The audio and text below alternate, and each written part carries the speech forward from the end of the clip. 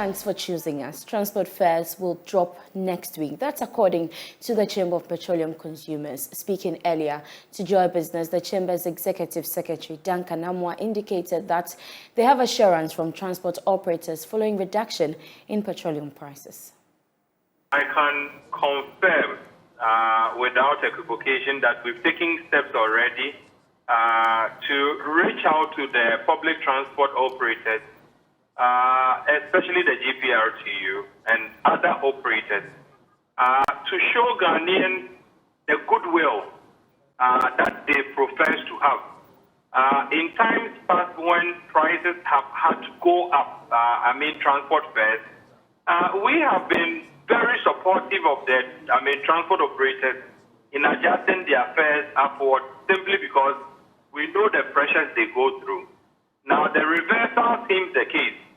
Diesel, which just a few weeks ago was trading for around 23 Ghana cedis, 45 pesos. We are looking at from tomorrow something 16, 15, and so 23 to 15 or 16. That is a whooping 7 Ghana cedis a liter to 8 Ghana cedis a liter drop. I don't think the justification could be ever that when you have fuel prices drop by as much as 5, 6, 7 Ghana cedis a liter, transport fares should not reflect downward. We've taken steps to speak to them. I can confirm that for once they are in agreement and probably in a common position, and they have assured us that maybe within the coming week, they would also come out to announce some reduction in transport fare rate.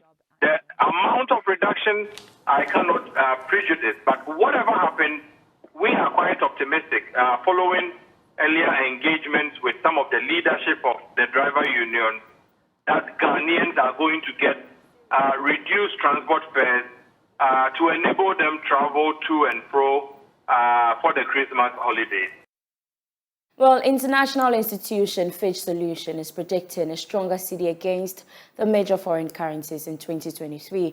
According to its latest analysis of Ghana's 2023 economic outlook, it said the likely program from the International Monetary Fund signals to investors that the government is committed to fiscal consolidation that will turn around the country's economic predicament. Senior country risk analyst at Fitch Solutions, Mark Kroninga, said the announcement of the staff-level agreement by the IMF has helped to improve the value of the cedi. According to him, the decrease in inflation in the USA will prevent the U.S. Federal Reserve from hiking its policy rate. He concluded that history suggests that the worst depreciation of the cedi experienced in recent times is over. Now, despite economic setbacks in 2021, the Secretary Rural Bank in Ashanti region has declared a 71% profit before tax, largely due to the growth of its loan portfolio. Chief Executive Officer Michael Edu says, though the current financial year is proving tough, effective risk management systems are in place to sustain the gains. Nane Ojima was at the 33rd annual general meeting of the bank and filed this report. Profit margins in 2021 financial year increased to over $1.5 million from 894,000 cedis in the previous year. The rise in profit was mainly driven by loan and advances, which increased to over 45.6 million cedis, representing a 47% increase. Notwithstanding challenges in deposit mobilization on the back of general economic downturn, deposit drive increased by 10%. CEO of Secretary Rural Bank, Michael Edu, says though the bank has exceeded its recapitalization obligations, shareholders are encouraged to increase shares to keep the bank resolute. He highlighted some strategies to keep the bank in profitability. We redesigned some of our loan products to meet the needs of our customers. One of the loan products I'll talk about is the fast track loan. We noted that most of our customers import from outside, and when the goods arrive, they will be in need of money to clear the goods and pay off within a matter of a month or two. So we came out with a product to support those clients, and it was highly, subscribed. Yeah, and then we also designed other short-term loan products like 6 months, 8 months, maximum 10 months. So the person picks it for 6 months, he pays it back. We're able to give the money back again, and then so we're able to turn around same funds within the year. Despite the gains, the 2022 financial year has proven tougher, with the cedi's depreciation negatively affecting the bank. Hikes in inflation, among other factors, have reduced deposits. Board Chairman Dr. Francis Dente is, however, optimistic of a positive outcome.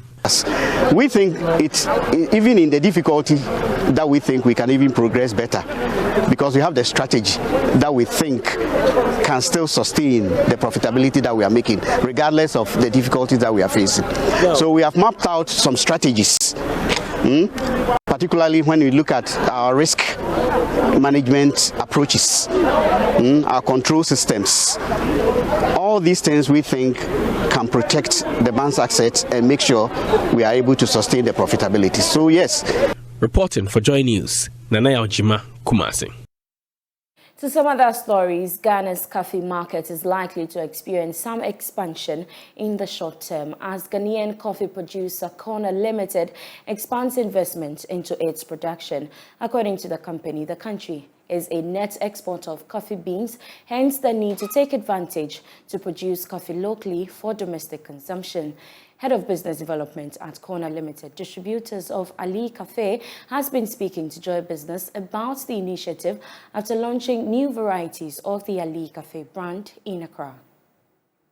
Consumption of coffee in Ghana is largely among the elites and corporate society who may want something hot to revive a boring day. Although the country is a net exporter of the beans, many are still yet to accept the beverage, unlike other beverages. This is a situation local distributors like Corner Limited want to change in the near future. Speaking to Joy Business after launching the new coffee varieties, distributors of Ali Cafe and Ali Tea believe Ghana can take advantage of the produce to manufacture coffee locally. Here is Head of Business Development at Corner Limited, James Jumper. In the short term, Corner hopes to produce the coffee here because we have a lot of coffee beans, and Ghana is a net exporter of coffee.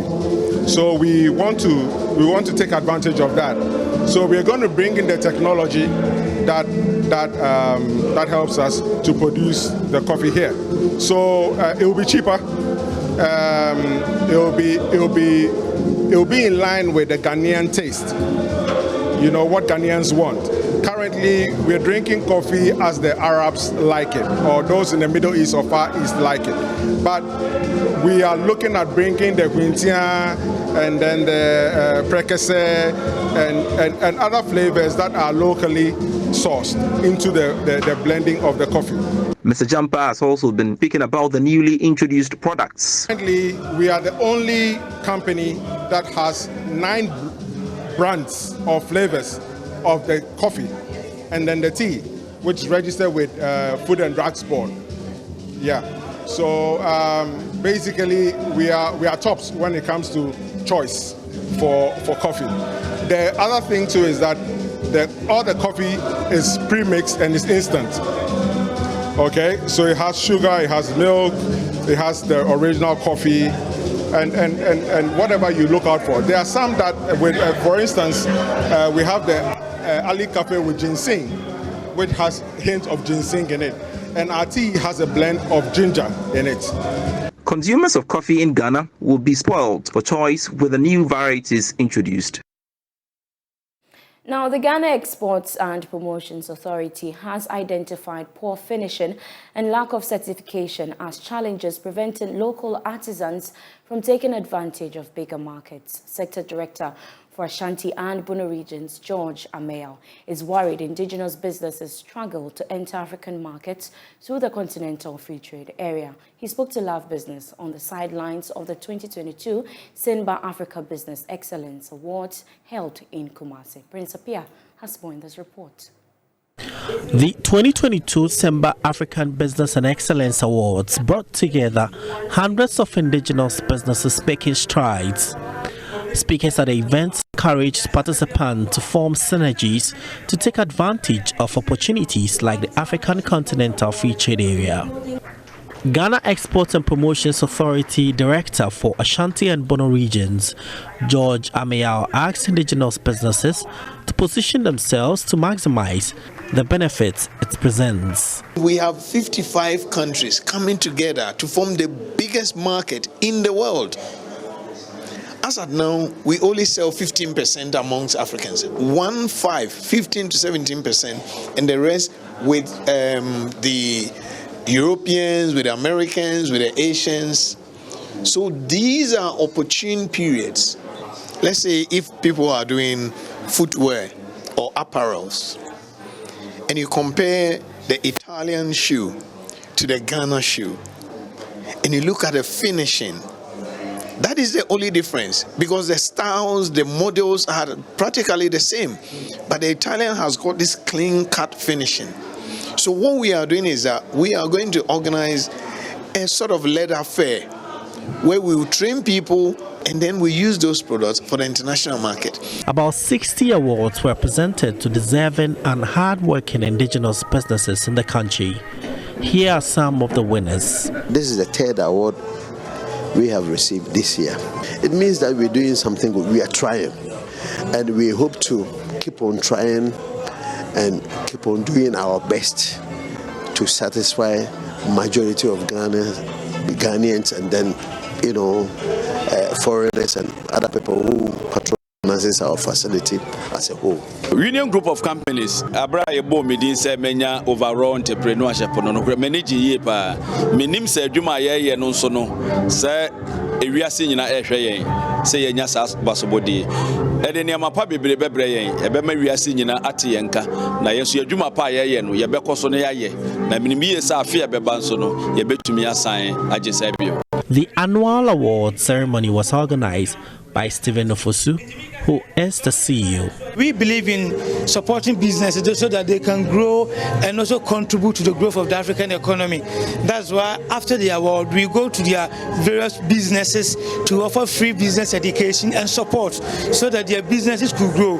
One of the major challenges entrepreneurs SMEs face in Ghana is access to quality business education, which will help their business to grow. And we've taken it upon ourselves to create that platform so business could come to our center, or we go to them and offer such ideas and strategies at no cost. The winners, among others, will also receive mentorship to boost their businesses. Prince Apia reporting.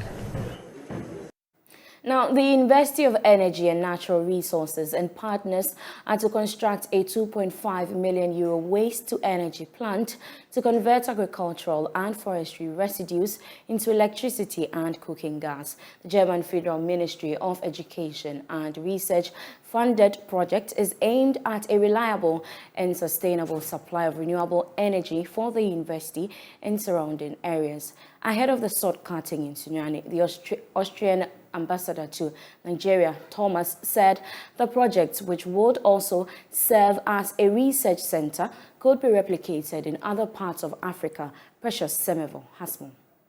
The Level Up Waste to Energy project has a €2.5 million funding approval from the German Federal Ministry of Education and Research after over 4 years of planning. The project, which involves over 15 public, private and international partners, including UNE, will use biogenic residues to produce fertilizer, electricity and cooking gas. The Sustainable Energy Project in Sunyani, which will benefit the university and beyond, will have a solar drying plant, biomass gasification, a biomass fermenter, and an absorption chiller. Professor Nana Safwa-Jimandechi is the local project lead. Biogas production, the major waste materials that we use are the abattoir waste, the market waste, restaurants, the food waste, and all of that. So these are the ones that we use to feed the digesters. So this will give us a gas which is just like the LPG gas. So we use it for cooking. In full operation, the plant is giving us 50 kilowatts of electricity. Our consumption is around 30. So what it means is that we have excess of electricity. Ahead of the sword cutting in Sunyani, the project leader, Professor Stefan Pels, said the Level Up project would also help protect the ecosystem from waste pollution. We want to close loops, unlike linear economic models, where we often end up with high levels of greenhouse gases and a huge volume of waste that pollute our ecosystem. In other words, what is necessary so that our children and grandchildren can continue to live on our planet. We are facing global challenges and we need to strive to achieve the Sustainable Development Goals worldwide. Austria's ambassador to Nigeria, Thomas Schlesinger, said the project would also serve as a research center and could be replicated elsewhere. The Level Up project consortium takes a very innovative approach. So I'm particularly pleased that the Ghanaian and European students will jointly conduct research on scientific projects here at this facility. And we have already heard, provided that the necessary research has been completed, this project can be replicated. It can be replicated here in Ghana, but it can also be replicated in the neighboring countries. The host institution is excited to be charting a path in waste energy. Professor Elvis Asaribediakon is the VC of UNE. UNE has carved for itself a unique niche in the waste-to-energy arena, as it's deeply involved as a key partner in some important waste-to-energy projects across the country. These include the hybrid waste-to-energy as a solution for Ghana project, which converts 12 tons of waste into electricity and fertilizer per day at Jankoba in Ashanti region. Precious Semevo, Joy Business, Sunyani. The Design and Technology Institute, DTI, has upgraded the Kumasi Technical University's Automotive and Agricultural Mechanization Engineering Department. The workshop, upgraded at a cost of 325,000 cedis, is equipped with state-of-the-art tools to improve the delivery of technical and vocational education and training (TVET) in Ghana. June 2022, DTI signed a Memorandum of Understanding with the Kumasi Technical University to upgrade the Automotive and Agricultural Mechanization Engineering Department workshop in fulfillment of DTI's commitment to the university. DTI also trained 23 academic skill advisors and instructors. They will in turn train students using the precision quality curriculum to ensure that students graduate with industry-relevant skills and adhere to global industry standards. DTI's support is in partnership with the MasterCard Foundation and the Young Africa Works strategy. It is to transform youth TVET livelihoods for sustainable jobs and will enable 3 million young people, particularly women, to access dignified and fulfilling work opportunities by 2030. Speaking at the handing over ceremony, founder of DTI, Ms. Constance Elizabeth Swanika, was optimistic the center will bridge the gap between academia and industry. If Toyota wants to build a plant here, they should be able to team up with Swagger Magazine and say that we are moving our factories from China to Kumasi, right? And they will need engineers from Kumasi Technical University and the other universities to be able to manage and run and work in those factories. Ghana's economy has tanked, and our president and his cabinet has announced head cuts. And you know what? Because everything is imported into the country. We don't produce anymore. So there's pressure on the dollar. Those of you who are traders. But yet, we have the potential of becoming an industrial giant when we start producing again and exporting to the rest of the world. The Vice-Chancellor of Kumasi Technical University, Engineer Professor Oseiwusu Achao, was thankful to DTI for the opportunity for the university to champion the implementation of the precision quality curriculum. He believes this will propel the university to become a world-class technical university. I'm delighted in part because Today's exercise chalks yet another milestone for us as an institution in our quest to expand and deepen our collaboration with industry. I'm again delighted because the subject of this collaboration is precision quality, a practice that has the potential to turn around the fortunes of this country for the better if taken seriously by training institutions, policymakers, and industry players.